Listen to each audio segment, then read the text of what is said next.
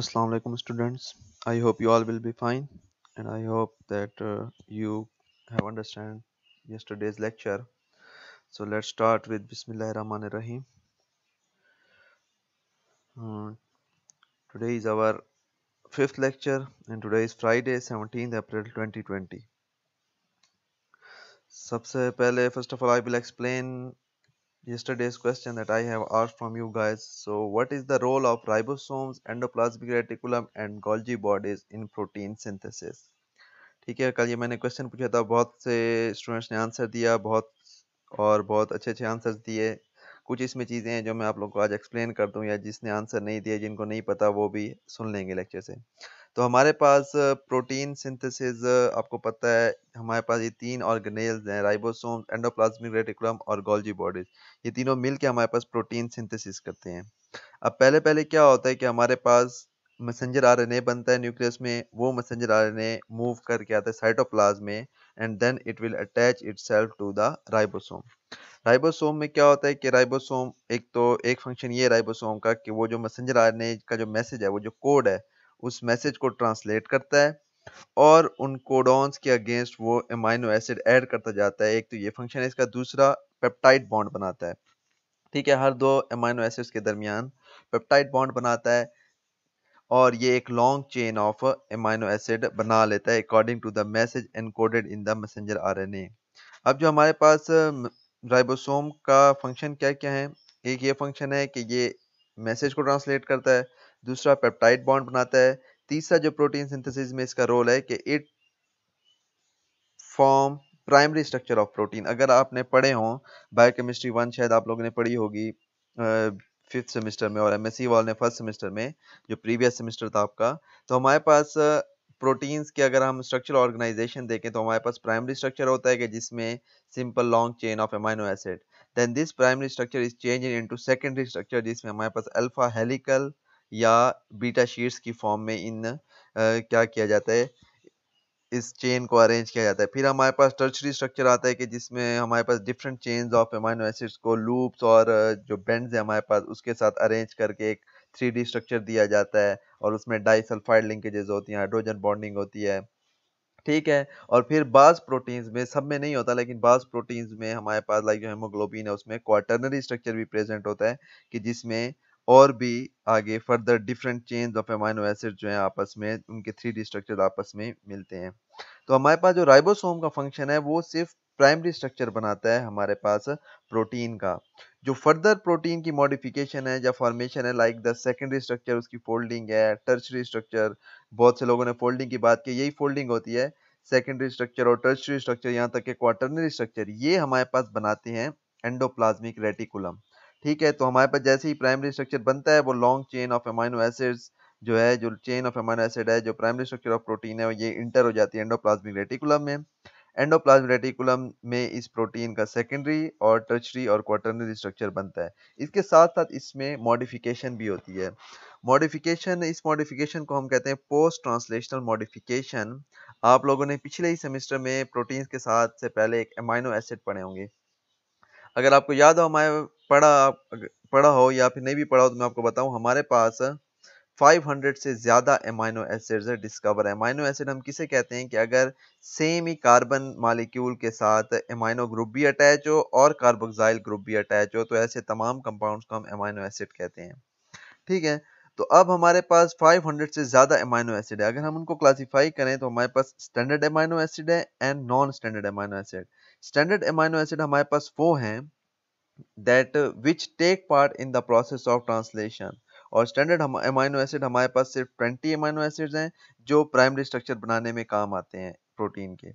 अब क्या होती है कि उसके बाद जब प्रोटीन मॉलिक्यूल एंडोप्लाज्मिक रेटिकुलम में आता है तो उसमें कुछ अमाइनो एसिड्स में मॉडिफिकेशंस आती हैं, लाइक किसी में मिथाइल ग्रुप ऐड कर दिया जाता है, किसी में जो है एसिटाइल ग्रुप ऐड कर दिया जाता है, किसी में एक हाइड्रोजन ऐड कर दी जाती है, किसी में हाइड्रोक्सी ग्रुप ऐड कर दिया जाता है।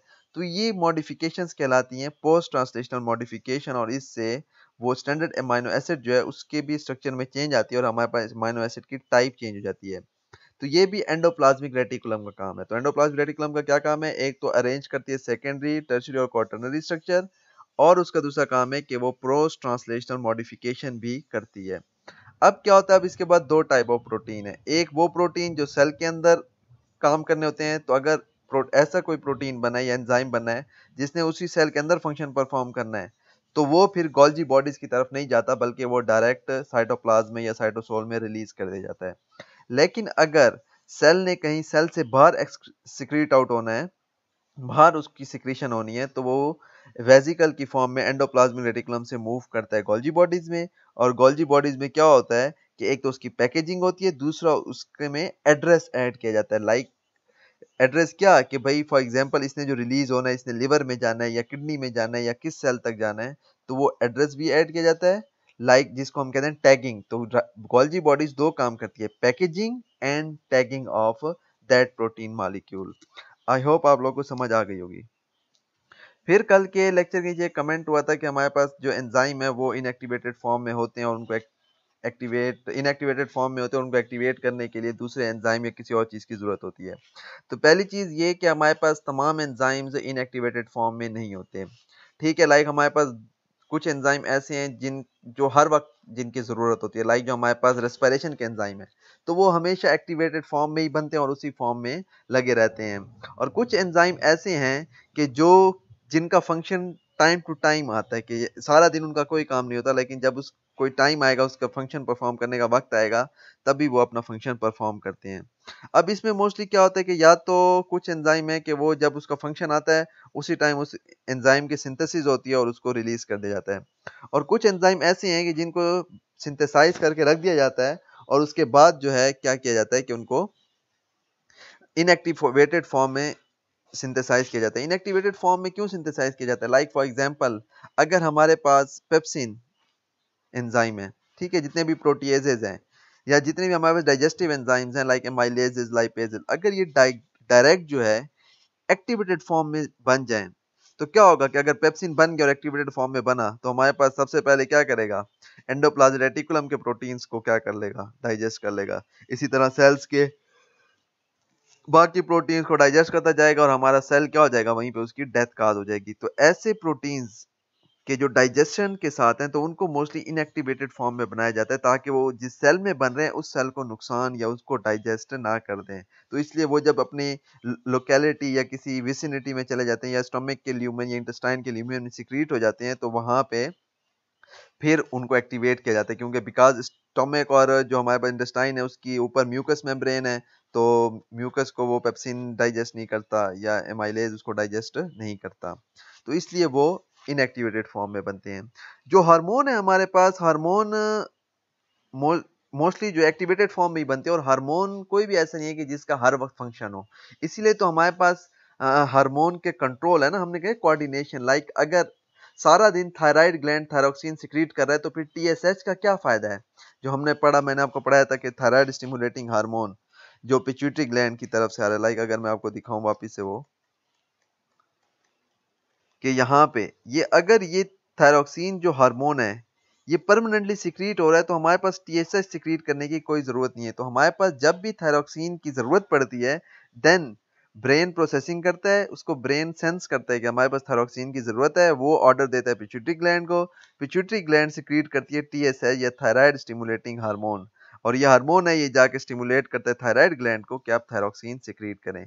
तो हमारे पास हार्मोन उसी टाइम रिलीज होता है जब उसका फंक्शन होता है, और वो मोस्टली एक्टिवेटेड फॉर्म में ही रिलीज होता है, बिकॉज हार्मोन कोई भी हार्मोन ऐसा नहीं है कि जो क्या करे कि जाके डाइजेशन में रोल अदा करे और या उस सेल को ही नुकसान पहुंचा सकता हो। ठीक है, तो ये आई थिंक आपको आपका ये क्वेश्चन क्लियर हो गया होगा। अच्छा, सो yesterday we have discussed about hormone. I hope आप लोग को समझ आई होगी कि हमारे पास हमने हार्मोन क्या कि जो ऐसा केमिकल मैसेंजर जो एक ग्लैंड सिक्रीट करे और उसका दूसरे किसी सेल पे फिजियोलॉजिकल फंक्शन हो, तो उसको हम हार्मोन कहेंगे। हमने कल उसकी टाइप्स ऑफ हार्मोन पढ़ी थी on the basis of their point of secretion. Like अगर वो लोकली अफेक्ट हैं, लोकली सिक्रीट हो रहे हैं, तो उसको हमने लोकल हार्मोन कहा था। अगर वो क्लासिकल एंडोक्राइन ग्लैंड से सिक्रीट हो रहा है, तो उसको हमने क्लासिकल हार्मोन कहा था। और अगर वो सेंट्रल नर्वस सिस्टम से सिक्रीट हो रहे हैं, तो उसको हमने न्यूरो हार्मोन्स का नाम दिया था। ठीक है, ये मैंने क्लासिक एंडोक्राइन ग्लैंड्स हमने पढ़े थे, न्यूरॉन्स ऑफ ब्रेन, और ये हमने सारा कल डिस्कस किया था। आई होप कि वापस डिस्कस करने की जरूरत नहीं है। आज हम अगली टाइप्स पढ़ेंगे, the types of hormones on the basis of there chemical composition. वो हमने जो पुरानी टाइप्स पढ़ी थी वो on the basis of their secretion थी। आज हम पढ़े types of hormones on the basis of chemical composition, sorry. So on the basis of chemical composition, hormones are of two types. ठीक है, like हम we have lipid hormones and protein hormones. So lipid hormones कौन से हैं? They are also known as steroids. So we have lipid hormones. So lipid hormones are also known as steroids. हम इनको steroids कहते हैं. Those hormones that are derived from cholesterol. कि zone से जितने भी हार्मोन्स है जिनका रॉ मटेरियल या जो हमारे पास कोलेस्ट्रॉल मॉलिक्यूल से बने हों उनको हम लिपिड हार्मोन्स कहेंगे. हमारे पास different types of lipid hormones हैं. आगे हम पढ़ेंगे डिफरेंट हार्मोन्स, तो हम देखेंगे कि लिपिड है या प्रोटीन हार्मोन है. So for example we have androgens that are secreted by adrenal glands, or mineralocorticoids, we have glucocorticoids. All of these are steroids or lipid hormones because they are made up of yeah, they are derived from cholesterol molecule. The second main type of hormone on the basis of their chemical composition are the protein hormones. So these protein hormones are further divided into four subtypes. The very first are the amines. Amines, they are the derivatives of amino acids. For example, हमारे पास amines कौन से हैं कि वो amino acids के derivatives होते हैं. Like उनमें कोई पेप्टाइड बॉन्ड वगैरह प्रेजेंट नहीं होता, सिंगल अमाइनो एसिड होता है और उसी सिंगल अमाइनो एसिड में के derived होते हैं. मीन्स उसमें कोई और फंक्शनल ग्रुप्स ऐड हो जाते हैं और हमारे पास एमाइंस बनते हैं. तो एमाइंस हमारे पास वो हार्मोन्स हैं that are derivatives of amino acids. For example जो हमारे पास थायराइड हार्मोन्स हैं they are derivatives of tyrosine amino acid. अगर मैं आपको स्ट्रक्चर दिखाऊं तो हमारे पास दो हार्मोन सिक्रीट करता है thyroid gland, T3 and T4. Try iodothyronine जिसको हम थायरोक्सिन भी कहते हैं या टेट्रा आयोडोथायरोक्सिन या थायरोनिन. तो अब इसमें हमारे पास क्या है कि ये हमारे पास अमीनो एसिड है, सेम कार्बन के साथ आपके पास कार्बोक्सिल ग्रुप भी है और NH2 भी या अमीनो ग्रुप भी लगा हुआ है. ठीक है, तो हमारे पास यहाँ तक ये टायरोसिन का स्ट्रक्चर है. इसमें हमारे पास ये एक्स्ट्रा बेंजीन रिंग आया हुआ है और हमारे पास ये आयोडीन भी अटैच हुए हुए हैं. तो इसलिए हमारे पास ये जो टायरोसिन अमीनो एसिड से डिराइव हुआ है. सो वो तमाम hormones that are derivatives of amino acid, किसी एमाइनो एसिड से डिराइव हुए हों तो उनको हम एमाइंस कहते हैं. ठीक है, second type of protein hormones are the polypeptides. So what are polypeptides? They are made up of less than 100 amino acids. Like अगर हमारे पास कोई भी हार्मोन में 100 से कम एमाइनो एसिड्स हैं तो उनको हम कहते हैं polypeptides. Like we have ADH or oxytocin and many other hormones that are polypeptides. अगर हम देखें, so this is the structure of ADH और एंटी डायरेटिक हार्मोन. सो अगर हम देखें इसमें 1 2 3 4 5 6 7 8 9, तो ये 9 अमाइनो एसिड्स हैं, तो एक से ज्यादा हैं. ठीक है, लाइक अगर एक अमाइनो एसिड का डेरिवेटिव होता तो वो एमाइंस कहलाता. तो अब इसमें 100 से कम अमाइनो एसिड है तो इसलिए हम इसको एमाइन कहते हैं. इसमें glycine, arginine, proline, cysteine, asparagine, glutamine, phenyl alanine, tyrosine and cysteine. तो ये 9 अमाइनो एसिड हैं जिन्होंने खुद को अरेंज किया हुआ है and this is the ADH और एंटी डायरेटिक हार्मोन. और एंटी डायरेटिक हार्मोन और ऑक्सीटोसिन दोनों हमारे पास पॉलीपेप्टाइड्स हैं और इनको हम न्यूरो हार्मोन्स भी कहते हैं. अगर आपको कल का लेक्चर याद हो कि ये हमारे पास सिक्रीट तो पोस्टीरियर पिट्यूटरी ग्लैंड से होते हैं लेकिन इनके सिंथेसिस जो है वो हाइपोथैलेमस के न्यूरॉन्स में होती है और वहां से ये एक्सॉन्स के थ्रू पोस्टीरियर पिट्यूटरी में आते हैं और यहाँ से इनकी रिलीज होती है. तो चूंकि ये सेंट्रल नर्वस सिस्टम के न्यूरॉन इनको सिंथेसाइज कर रहे हैं तो इनको हम न्यूरो हार्मोन्स भी कहते हैं. तो अगर पॉइंट ऑफ सिक्रीशन की वजह से हम इनको कहीं क्लासिफाई करें तो these are two are neuro hormones. अगर केमिकल कंपोजिशन की वजह से क्लासिफाई करें सो दीज आर पॉलीपेप्टाइड्स. अगर थर्ड टाइप हम पढ़ें सो प्रोटीन्स. प्रोटीन हार्मोन हमारे पास, they are made up of more than 100 amino acids. हमारे पास अगर 100 अमाइनो एसिड्स से ज्यादा हो तो उनको हम प्रोटीन हार्मोन्स कहते हैं। लाइक हमारे पास जो ग्रोथ हार्मोन है, so growth hormone is made up of 191 amino acid. ठीक है, लाइक अगर आप ये देखें, ये हमारे पास ग्रोथ हार्मोन का स्ट्रक्चर है। तो ये हमारे पास यहाँ से अगर हम गिने 10 अमाइनो एसिड, 20, 30, 40, 50, 60 और यहाँ पे हमारे पास ये 190 और 191। तो ये हमारे पास 100 अमाइनो एसिड से ज्यादा अमाइनो एसिड्स हो तो उसको हम प्रोटीन कहते हैं। तो हमारे पास growth hormone is a protein hormone. अच्छा, उसके बाद हमारे पास आते हैं fourth one, glycoproteins. So glycoprotein, इसमें दो पार्ट हैं। ग्लाइको हम कहते हैं, यूज करते हैं कार्बोहाइड्रेट के लिए, and protein more than 100 amino acid. So if the hormone is made up of more than 100 amino acid and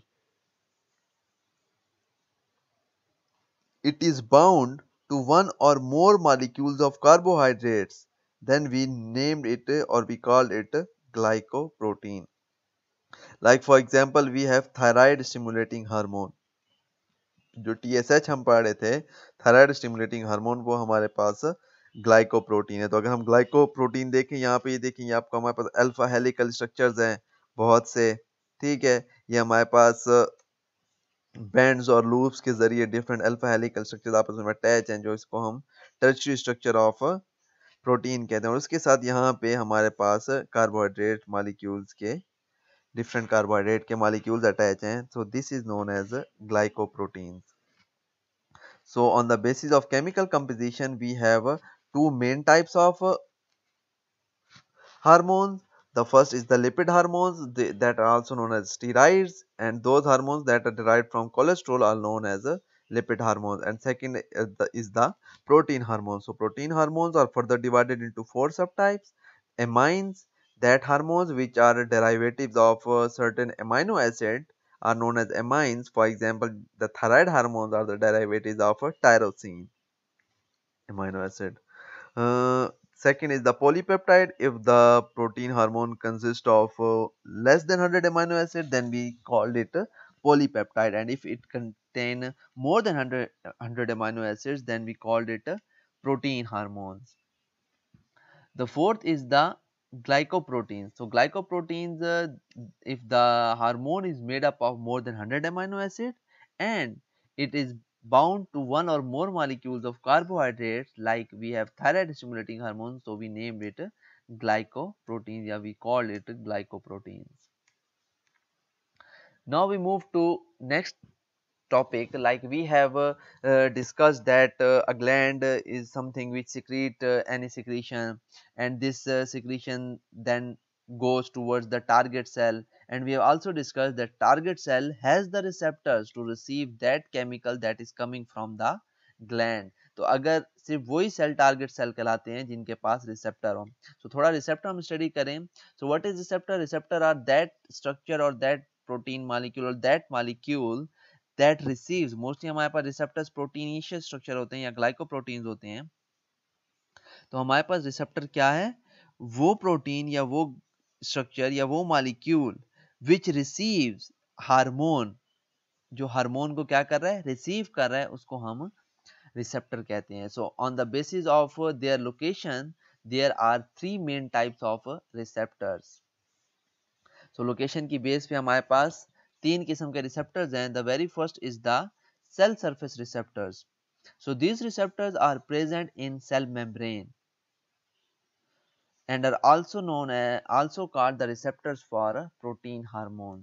तो अगर सेल मेम्ब्रेन की सरफेस के ऊपर या सेल मेम्ब्रेन के अंदर हमारे पास रिसेप्टर मौजूद हैं तो उसको हम कहते हैं सेल सरफेस रिसेप्टर्स। और मोस्टली जो हमारे पास प्रोटीन हार्मोन्स के रिसेप्टर्स हैं वो हमारे पास सेल सरफेस रिसेप्टर्स होते हैं। क्यों?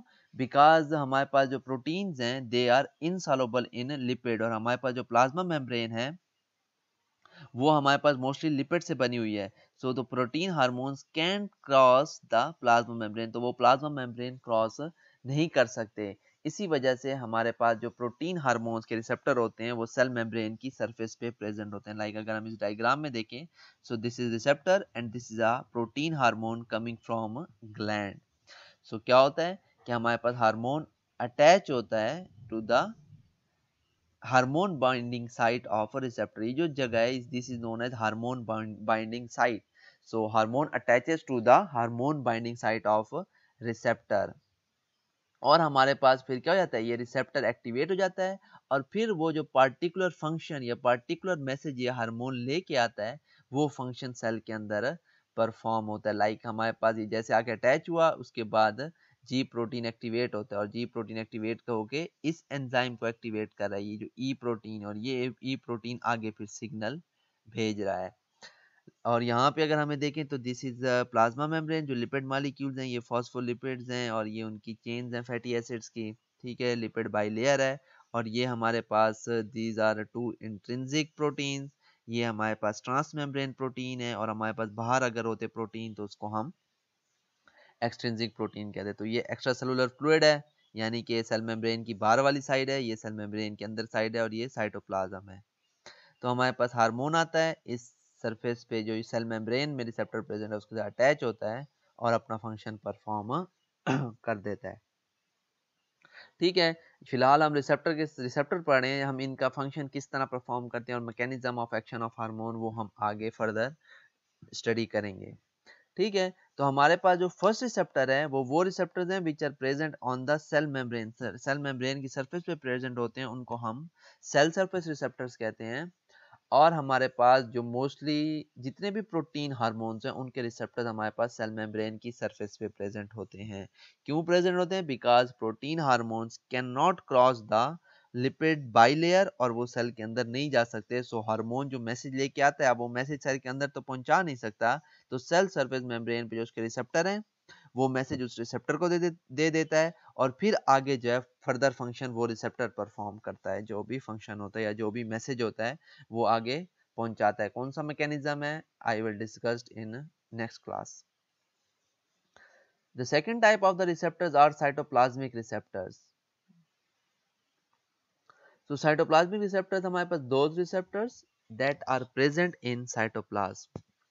तो वो रिसेप्टर्स हमारे पास जो साइटोप्लाज्म में प्रेजेंट है उनको हम साइटोप्लाज्मिक रिसेप्टर्स कहते हैं।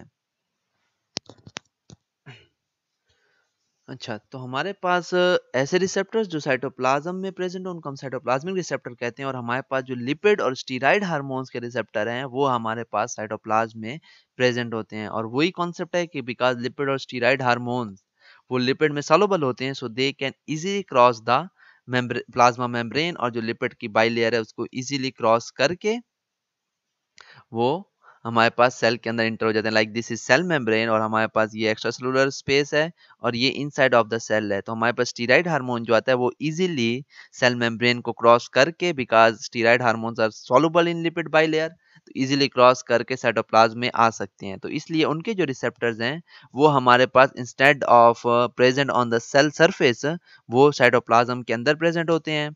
तो स्टीराइड हार्मोन आके अपने रिसेप्टर के साथ अटैच होता है और फिर फर्दर फंक्शन परफॉर्म करता है, जो आगे आपको नजर आ रहा है कि जीन की ट्रांसक्रिप्शन स्टार्ट हो रही है और डिफरेंट फंक्शन, ये सारे मैकेनिज्म हम आगे इंशाल्लाह स्टडी करेंगे तो इसको डिटेल से बताऊंगा। फिलहाल मेरा ये कौन बता रहा हूँ कि आपको कि रिसेप्टर्स, साइटोप्लाज्मिक रिसेप्टर्स कौन से होते हैं। तो मोस्टली जो स्टीराइड हार्मोन्स है उनके रिसेप्टर्स हमारे पास साइटोप्लाज्म में प्रेजेंट होते हैं। The last type of the receptors are the nuclear receptors. So these receptors are either present on the surface membrane or on the nuclear membrane, surface of the nuclear membrane, or either these receptors are present inside the nucleus. What are nuclear receptors? Either those receptors that are present either on the nuclear membrane or present inside the nucleus are known as nuclear receptors. So receptors for thyroid hormone are present in the nucleus. तो जो thyroid hormone के जो thyroxine हमारे पास T3 और T4 वो हमारे पास mostly nucleus में present होते हैं। ठीक है, तो अब न्यूक्लियस में क्यों प्रेजेंट होते हैं? बिकॉज आपको पता है ये माइक्रो मॉलिक्यूल्स हैं। हमारे पास जो लिपिड और प्रोटीन हार्मोन्स हैं उनमें long chains of fatty acids होते हैं लिपिड्स में, ठीक है, और प्रोटीन्स में long chain of amino acid होता है। तो वो मैक्रो मॉलिक्यूल्स हैं, they can not cross through the cell membrane. ठीक है, तो हमारे पास ये सेल मेम्ब्रेन को तो पास करके आ जाते हैं स्टीराइड, क्योंकि लिपिड सॉल्युबल हैं, पोर से नहीं आ सकते। और जो प्रोटीन है और वो लिपिड सॉल्युबल भी नहीं है, जो हमारे पास प्रोटीन हार्मोन्स हैं, तो उनके रिसेप्टर सेल सरफेस पे मौजूद हैं। अब ये जो हमारे पास थायराइड हार्मोन्स हैं, ये भी हैं तो प्रोटीन हार्मोन्स, लेकिन चूंकि इनका साइज कम है, सो दे कैन इजीली क्रॉस जो है हमारे पास जो वो आइन जो चैनल्स प्रेजेंट होते हैं, जो गेट्स प्रेजेंट होते हैं सेल मेम्ब्रेन में, उनके थ्रू इजीली ये सेल के अंदर एंटर होते हैं। और फिर ये इतने छोटे होते हैं कि जो न्यूक्लियर पोर्स आप लोगों ने पढ़े होंगे, जो न्यूक्लियस मेम्ब्रेन के अंदर प्रेजेंट होते हैं, तो न्यूक्लियर पोर्स से भी इजीली ये न्यूक्लियस के साथ न्यूक्लियस के अंदर एंटर होते हैं और डायरेक्ट जाके जो इनका टारगेट जीन होता है उस पे जाके डायरेक्ट वो कम्प्लेक्स के साथ, आपको शायद आप लोगों ने स्टडी किया हो कि हमारे पास जब भी आरएनए पॉलीमरेज ट्रांसक्रिप्शन से पहले एक कम्प्लेक्स बनता है जो हमारे पास प्रोमोटर पे अटैच होता है, और उस प्रोमोटर की कम्प्लेक्स के साथ आके जो है हमारे पास आरएनए पॉलीमरेज अटैच होता है। तो ये हार्मोन आया, ये रिप्रेसर था। ठीक है, रिप्रेसर मैंने आपको बताया था कि वो जो ट्रांसक्रिप्शन को स्टॉप किए होते हैं।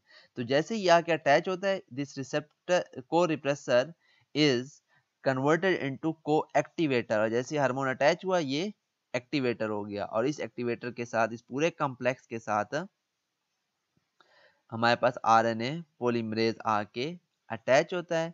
ठीक है, यहाँ पे अगर हमें देखें ये थायराइड रिसेप्टर है टीआर, तो ये थायराइड हार्मोन आ रहा है तो उसका रिसेप्टर के साथ अटैच हुआ। ये आरएक्सआर हमारे पास रेटिनॉइड एक्स रिसेप्टर है, ये हमारे पास बहुत ज़्यादा फेमस न्यूक्लियर रिसेप्टर्स हैं जो प्रेजेंट होते हैं। आपके पास विटामिन डी के साथ भी यही प्रेजेंट होता है। और बिकॉज ये क्यों आरएक्सआर प्रेजेंट है, बिकॉज दिस आरएक्सआर या retinoid x receptor has the binding site, DNA binding site in their structure, so ये they can easily attach with the DNA, और ये बहुत से जीन्स के लिए एक्टिवेटर्स का काम करते हैं। तो को एक्टिवेटर जब में तब्दील हो गया को रिप्रेसर, जैसे ही को एक्टिवेटर बना आरएनए पॉलीमरेज इस पूरे कॉम्प्लेक्स से अटैच होता है, और and then they start the transcription process. As a result messenger RNA बनता है, वो मैसेंजर आरएनए न्यूक्लियर पोर से बाहर जाके फिर वही same ribosome, endoplasmic reticulum, Golgi bodies, वो पूरे प्रोसेस से होके फिर प्रोटीन बाहर रिलीज हो जाता है। ठीक है, तो ये हमारे पास डिफरेंट टाइप्स ऑफ रिसेप्टर्स थे। आई होप आप लोगों को समझ आई होगी। तो अगर कोई भी क्वेश्चन हो, ये बाकी जो मैकेनिज्म मैंने आपको एक्सप्लेन किया, इसमें ज़्यादा कंफ्यूज आप लोगों ने नहीं होना, बिकॉज मैकेनिज्म हम आगे जाके पूरे डिटेल में मैं आपको पढ़ाऊंगा। स्टीराइड हार्मोन्स का भी मैकेनिज्म हम पढ़ेंगे, और हम प्रोटीन हार्मोन्स के भी मैकेनिज्म को स्टडी करेंगे कि किस तरह आगे अंदर जाके सेल के अंदर फंक्शंस परफॉर्म करते हैं। ठीक है, तो आज के लेक्चर में अगर आप लोग का कोई क्वेश्चन हो तो you can ask the question in comment section, और मैं नेक्स्ट क्लास में, मैं लेक्चर में इसलिए आंसर रिकॉर्ड करता हूँ कि अगर किसी और को भी उस क्वेश्चन की कंफ्यूजन हो तो वो भी दूसरों को भी क्लियर हो जाए। So now move towards today's question. तो आज जो आप लोग इस पास क्वेश्चन मैं पूछ रहा हूँ वो मस्कुलर फिजियोलॉजी से। आई होप आप सब ने मसल्स पढ़े होंगे, और मसल्स नहीं भी पढ़े हो मास्टर्स में या बीएस में, तो आप लोगों ने फर्स्ट एफएससी में बहुत डिटेल से मसल्स पढ़े होंगे। तो हमारे पास आज का क्वेश्चन है, we all know that you might know कि हमारे पास जो skeletal muscles get fatigued while cardiac muscles don't, why? हमारे पास स्केलेटल मसल्स जो हैं वो थक जाते हैं, लेकिन कार्डियक मसल्स यू नो कि हमारे पास 24 आवर्स काम कर रहे हैं, 24/7 काम करते हैं, लेकिन वो थकते नहीं हैं। आप लोगों ने पढ़ा होगा डिफरेंस में। तो हमारे पास स्केलेटल मसल्स क्यों थक जाते हैं और कार्डियक मसल्स क्यों नहीं थकते, इसका आंसर आप आज आप लोगों ने मुझे कमेंट सेक्शन में देना है। तो आज के लिए इतना काफ़ी है। Thanks for your participation and अल्लाह हाफिज़।